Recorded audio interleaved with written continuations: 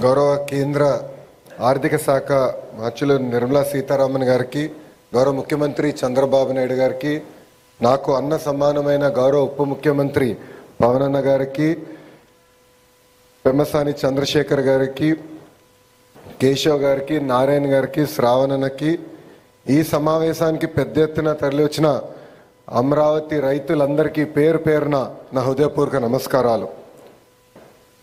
దేవతల రాజధాని అమరావతి, రైతుల త్యాగం అమరావతి. దేవతల రాజధానిని దయాలుగా విధ్వంసం చేయాలని ఆనాడు చూశారు. 3 రాజధానులని 3 ముక్కలాటలాడి కనీసం ఒక్క ఇటుక కూడా అయిన పరిస్థితి మనందరం చూసాం. కానీ ఒక్క వ్యక్తి నివసించడానికి 700 కోట్ల రూపాయలు ఖర్చు పెట్టి విశాఖపట్నంలో ప్యాలెస్ కడతాం కూడా ఆంధ్ర రాష్ట్ర ప్రజలు చూశారు. ఎన్ని కుట్రలు చేసినా, ఎన్ని ఇబ్బందులు పెట్టినా జై అమరావతి అనే నినాదంతో మనందరం కలిసికట్టుగా ముందరికెళ్ళాం. మనందరం చూసాం, చిన్న పిల్లల దగ్గర నుంచి 80 సంవత్సరాల వృద్ధి వరకు మనందరం ఒకే నినాదం, ఒకే రాష్ట్రం, ఒకే రాజధాని, జై అమరావతి అని ఆనాడు పెద్ద ఎత్తున మనందరం పోరాడం. జై అమరావతి అన్నందుకు రైతులపైన కేసులు పెట్టారు. మహిళలు ఏకంగా పోలీసు బూటులతో ఆనాడు తంతం కూడా మనందరం చూసాం. 1631 రోజులు అమరావతి ఉద్యమం నడిచింది. 2000 మంది 270 మంది రైతులు వాళ్ళ ప్రాణాలు కోల్పోతాం కూడా చూసాం. సుమారుగా 3000 మంది రైతులపైన ఆనాడు కేసులు పెడతాం కూడా మనందరం చూస్తాం జరిగింది. కానీ ఆనాడే చెప్పాం, ఆపేసేదానికి అమరావతి ఎవరో ఇంట్లో స్విచ్ కాదు, ఇది పవర్ఫుల్ ప్రధానమంత్రి నరేంద్ర మోడీ గారు శంకుస్థాపన చేసిన అమరావతి అని. ముఖ్యమంత్రి గారు అడిగిన వెంటనే పెద్ద ఎత్తున రైతుల ముందరికి వచ్చి ఆనాడు 3 పంటలు పంటున్న భూముల్ని 5 కోట్ల ఆంధ్రుల కోసం రాజధాని ఏర్పాటు చేస్తాం కోసం మీరందరూ భూములు ఇస్తాం జరిగింది.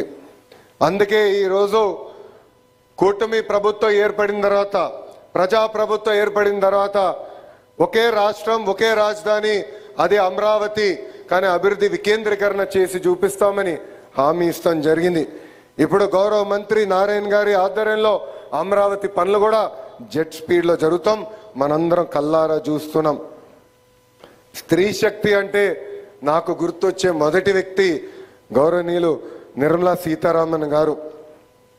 ఇప్పుడు చూడండి మేడం గారు ఎంత ప్రశాంతంగా ఉన్నారు. కానీ అదే వ్యక్తి పార్లమెంట్లో ఒకసారి మనందరం చూడాలి. ప్రతిపక్ష పార్టీలు అబద్ధాలు చెప్పేదానికి ప్రయత్నిస్తే వాళ్ళకి చుక్కలు చూపించే వ్యక్తి గౌరవ నిర్మలా సీతారామన్ గారు. మహిళలు ఎలా ఉండాలో ఆవిడని చూస్తే అందరికి అర్థమవుతుంది. ఆవిడ రికార్డులు కూడా ఎవరు బద్దలు కొట్టలేరు. ప్రపంచంలో ఎంతోమంది ఆర్థిక శాఖ మార్చులు ఉన్నారు, కానీ మన నిర్మలా సీతారామన్ గారు రికార్డులు బద్దలు కొట్టారు. వరుసగా 8 కేంద్ర బడ్జెట్లు మేడం గారు ప్రవేశపెట్టారు. ఆవిడ జీవితం మనకొక పాఠం. లండన్లో హ్యాబిటేట్ అనే ఒక హోమ్ డికోర్ స్టోర్లో ఆమె ప్రొఫెషనల్ కెరియర్ ప్రారంభిస్తే 2008లో బీజేపీలో చేరి అధికార ప్రతినిధిగా రాజకీయ ప్రస్థానం చేశారు. కేంద్ర రక్షణ శాఖ మంత్రి, కేంద్ర ఆర్థిక శాఖ మంత్రి కూడా మేడం గారు అయ్యారు.